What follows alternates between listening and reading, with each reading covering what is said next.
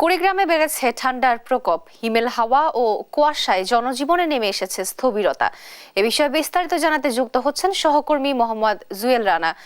জুয়েল, জনজীবনে এই ঠান্ডার প্রভাব কেমন দেখছেন?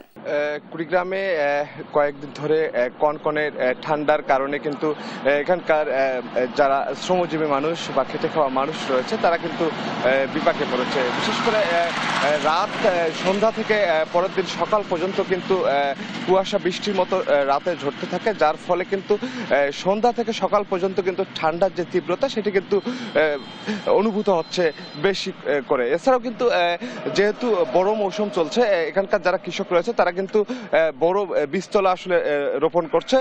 তারা কিন্তু বীজতলার ক্ষতির আশঙ্কা করছে, কেননা এই ঠান্ডা এই কুয়াশার কারণে কিন্তু বীজতলাতে লালচে ধরেছে এবং অনেক গাছ কুঁকড়ে ধরেছে।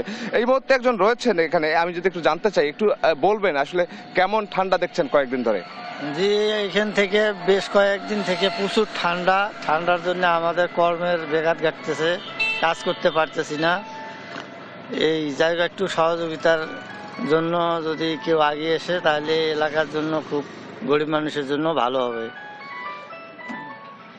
তো আপনাকে জানিয়ে রাখি, স্থানীয় আবহাওয়া অফিস বলছেন যে এ সপ্তাহে কিন্তু 2 থেকে 3টি শৈত্যপ্রবাহ এই জেলার উপর দিয়ে বয়ে যাওয়ার সম্ভাবনা রয়েছে। এছাড়াও কিন্তু এই ঠান্ডার কারণে আপনি জানেন যে কুড়িগ্রামের 16টি নদ নদী বেষ্টিত এই জেলা। এখানকার যে নদ নদীর অববাহিকার যারা দরিদ্র মানুষজন রয়েছে তারা কিন্তু এই ঠান্ডার কারণে তারা কিন্তু বিপাকে রয়েছে এবং এখানকার মানুষ আসলে শীত বস্ত্রের জন্য আসলে মানে শীত বস্ত্র চাচ্ছে।